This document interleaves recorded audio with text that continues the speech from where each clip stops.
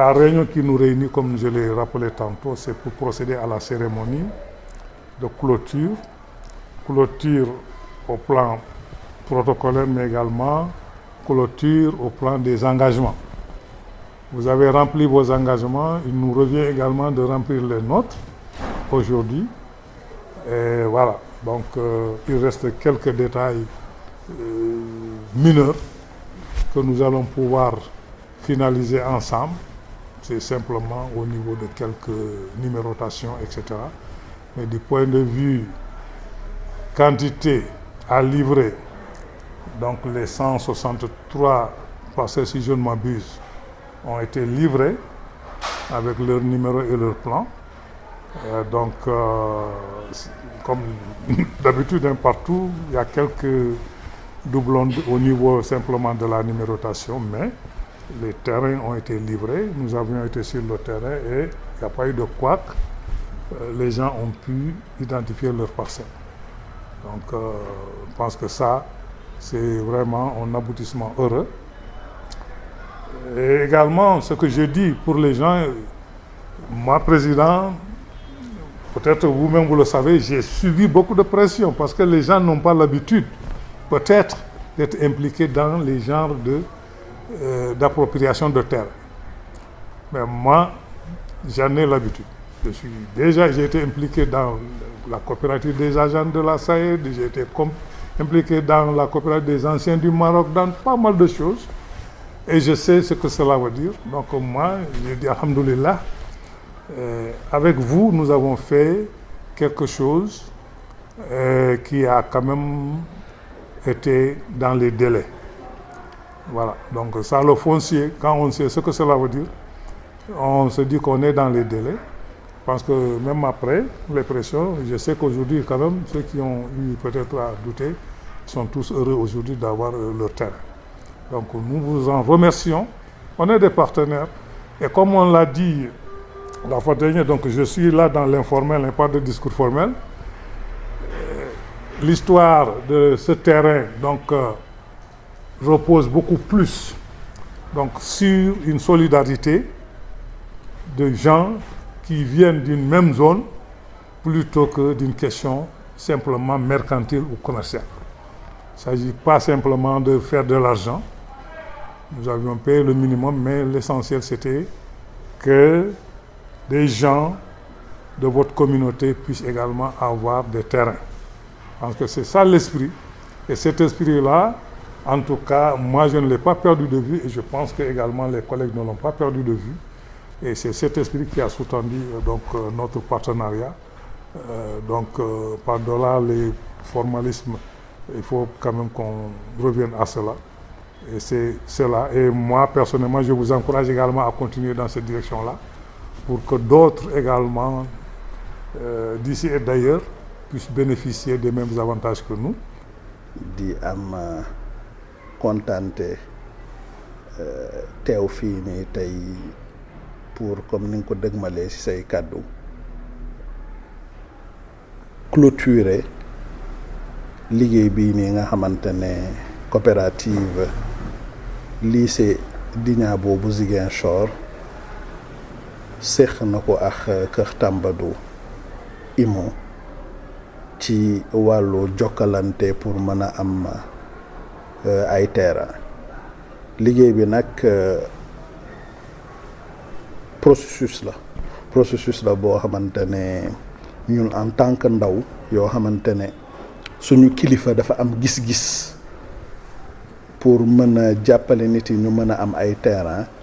mu dénk ñu ñun ay responsabilité teg ñu ci loxo ay kilifa yu mel ni yéen mënuñu ubbi suñuy kàddu te santuñu leen gërëm leen déjà par rapport ak esprit de collaboration bi nga xamante ne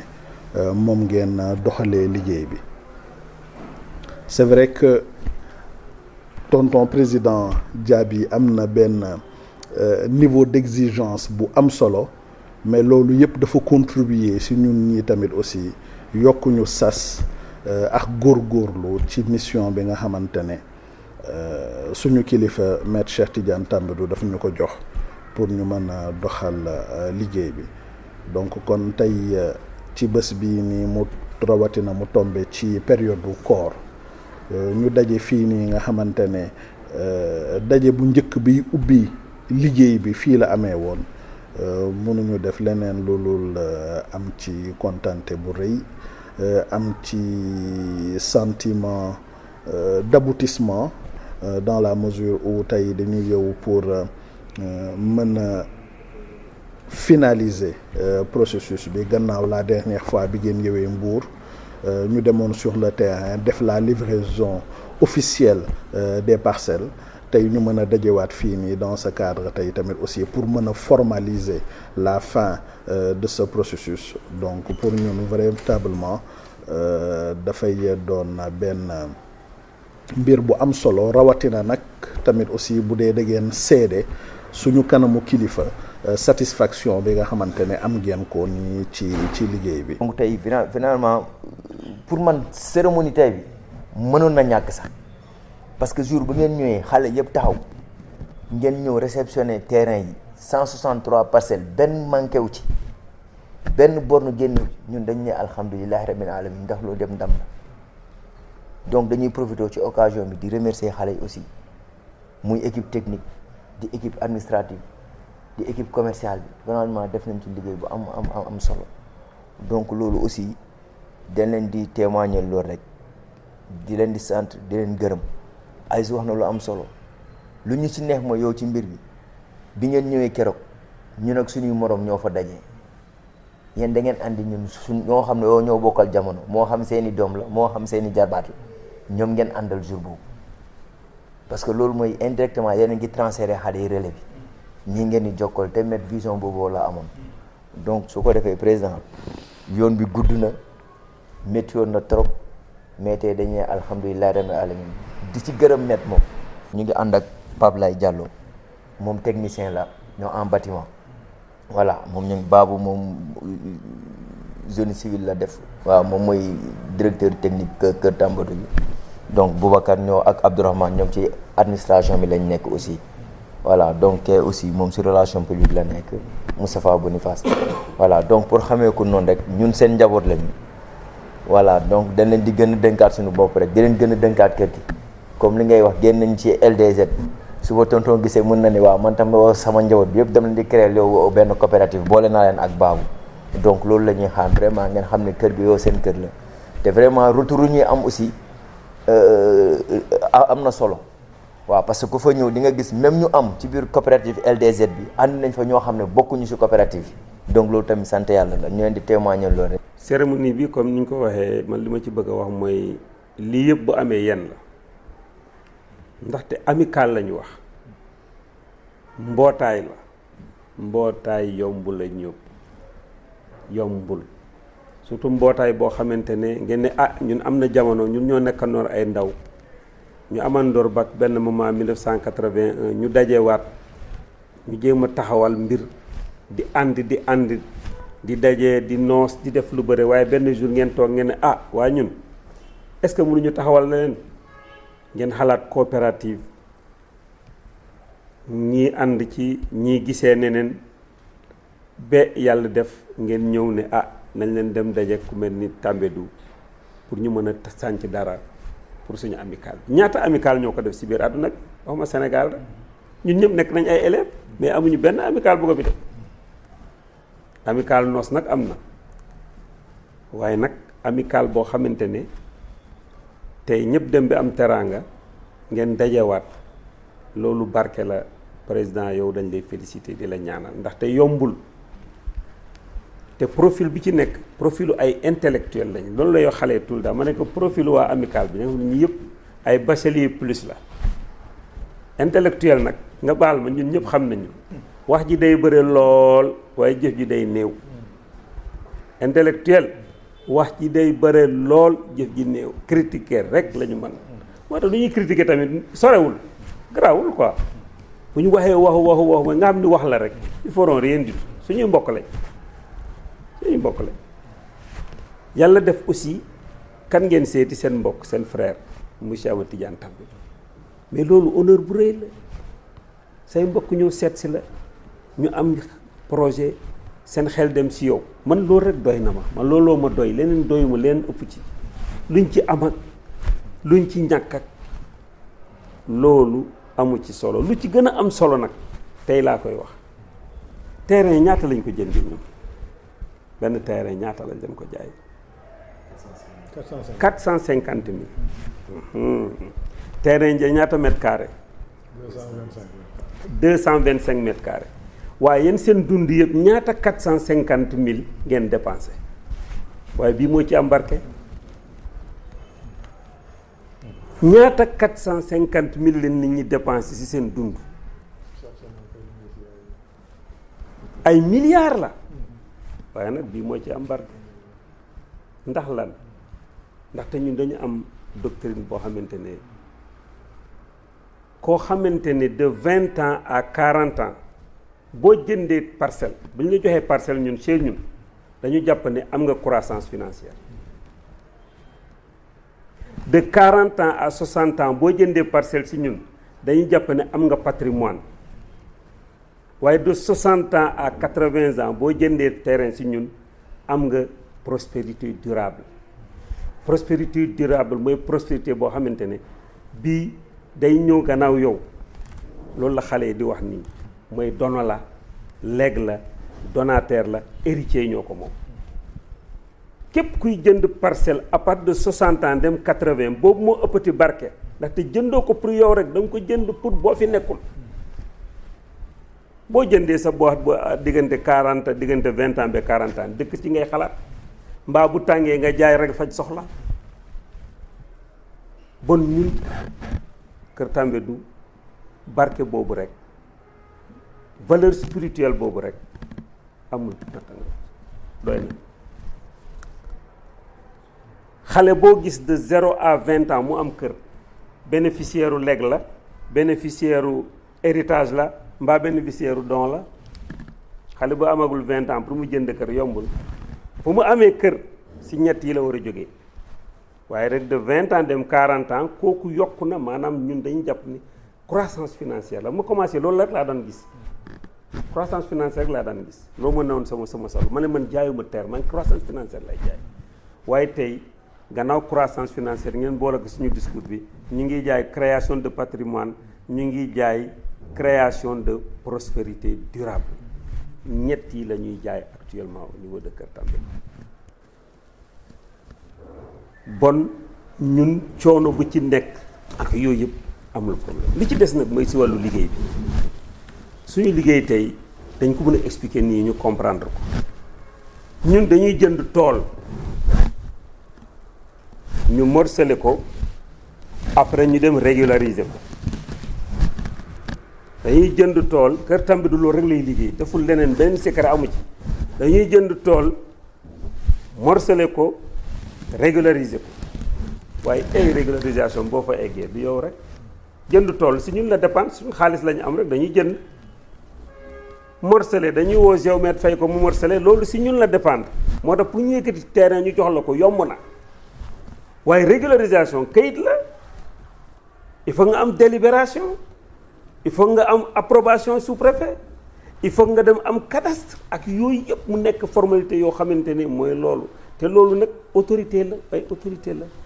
foofu nag la problème yi di ñëwee moo tax ku ci yàlla dimbalewul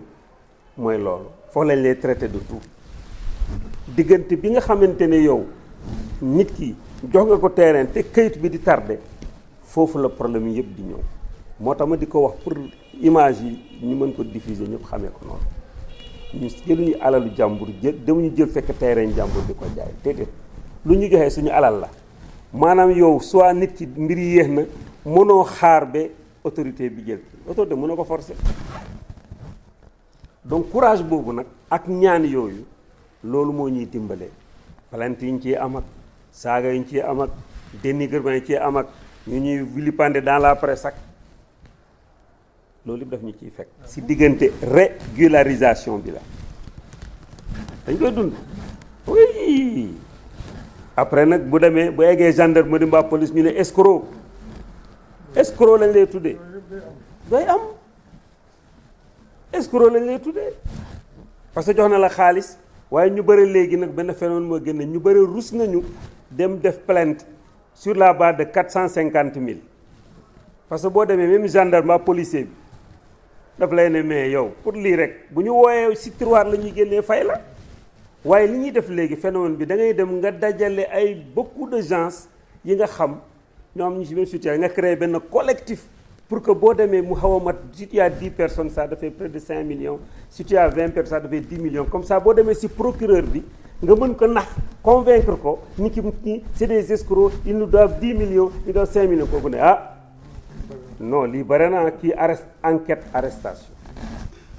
c'est comme ça qu'on monte les dossiers à la justice contre Kër Tambadou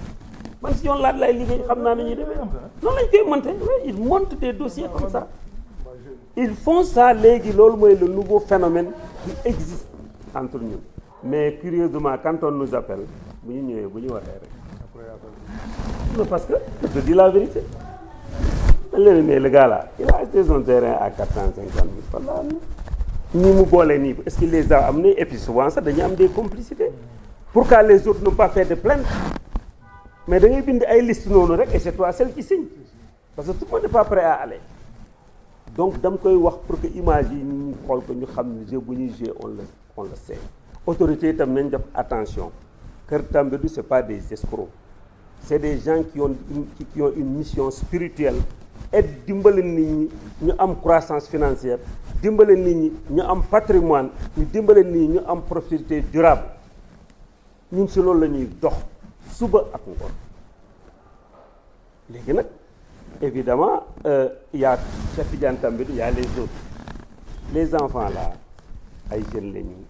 dem leen apprenez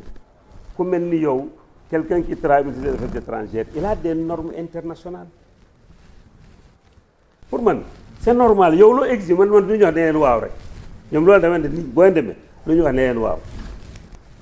essayez maintenant vous de grimper pour arriver à leur niveau tey yéen a leen jàngal déggoo ñu ne président exigence mais c'est normal yow si ay normes internationales ngay doxee seen mbir si nga ko teg donc il appartient à eux de faire l'effort de grandir ba ñu mën la satisfaire yow moo tax tey cérémonie bi si yow sa mbégte loolu mooy mën naa leen jox bés ni ngi tey certificat à cause de yow tey mën nañu am certificat parce que effectivement nit ki da ngay frotter wu au plus grand que toi da ngay frotter wu à des gens yoo xam ne tu apprends quelque chose tu sors dans ton confort waaye bu dee da ngay dem koo xamante ne yaa ko yow bu waxee sax nga ne ko jaaral fii mu jaar fale ni waaye kooku da ngay waar donc amicale des anciens du lycée Djignabo gàcce ngaalaama def ngeen lu rëy loo xamante ne amicale yi war nañ ci inspiré wu parce que nit te boo defee dara loolu lay jariñ dafa war a inspirer d'autres amicales d'autres associations c'est vrai que ce travail-là nous a permis de découvrir aussi d'autres facettes nous avons vu des militaires yoo xamante ne c'est la classe 97 du Sénégal qui ont aussi réussi ça nous avons vu des gens qui ont été des enfants d'un quartier waa Fass ñu ne tuddee ko Tangana Fass ñu waroon andi naan Tangana Fass ils ont créé une coopérative ñoom aussi voilà nous avons vu des coopératives professionnelles par exemple au niveau du ministère du commerce on a vu aussi le ministère de l'économie maritime donc on a eu beaucoup de choses sans compter nos sœurs aussi du GIE Femmes su Bodian nga xam ne foofu suñu sœurs yoo xamante ne ñii booy jaaykatu ndekki la ñu ñii ay kii la ñu day foraat la yow ay natt ñi am nañ liggéey ñi liggéeyu ñu mais kenn bëggul bay moromam ñuy foraat di cotiser ndànk ko dañu créé dañu am ñoom tam seen i parcelles donc ñun tam dañu découvrir d'autres facettes de la vie mooy que boo nekk ci suuf di nga rencontrer yeneen nit yi ngay rencontrer tamit nekk nañ yoo xam ne da ngay jàngaale je pense que nous Abdoul Aziz Wa ak Abdou da nga gis ni ils ont appris et vous avez participé à leur formation en étant ferme et exigeant ci côté boobu man suñu yéete man tax damay demee noonu la lu ñu bëgg nañ jéem a engagé ci loolu mais doon ne non demal taxaw fële attends moi je vais à la non effectivement je ne fais pas ça je refuse ça et que donc Kër Tambadou ñu ngi leen koy dénk et comme ni ma ko waxee aujourd'hui am kayitu kër du kayit bi moo tax mais dignité bu ci nekk ak respect bu ci nekk tey boobu moo ci am solo man loolu ma neex ci yéen le fait que tey mu nekk noonu waaw donc ngeen réussir quoi surtout à votre âge tey yéen ñi war a dem ba ngeen soixantaine bi actuellement seen génération bi boo xoolee dans la soixantaine donc tey boo amee kayitu kër nañ jàpp ni tey boobu prospérité durable la te actuellement Kër Tambadou si formation bu ñu nekk a def si ñoom si niveau de prospérité durable lañ nekk di coacher que sachez que aujourd'hui lu gën a am solo mooy loolu parce que comme ni ñu ko waxee àdduna moom même jullit sax stratégie la rek parce que bés booy génnee àddina foog nga di ko sóoraale te kayit bi dina nekk loo xamante ne waxtaanam dina ñëw après bu ñu fi nekkatee en tout cas man daal maa ngi leen di gërëm bu baax a baax a baax suma collaborateurs yi nga xam ne ñoom laa àndal tey ñu ñëw Moustapha Khadim moom mooy suma assistant la moom mooy dawalal temps yi di ma jàppale ci lépp fu may dem Abdourahmane Ngom c'est le directeur financier gis nga ne ils sont tout jeunes Boubacar directeur administratif de Kër Tambadou Babou directeur technique donc kii c'est le technicien supérieur de bâtiment mooy Abdoulaye Diallo il est le directeur commercial kii il est directeur général donc c'est des jeunes beneen génération la man tamit à partir de 60 ans mais il faut que je laisse aussi yëf yi mu dem donc prospérité durable looloo xew te loolu lañ fi célébrer di leen gërëm di leen sant wasalaam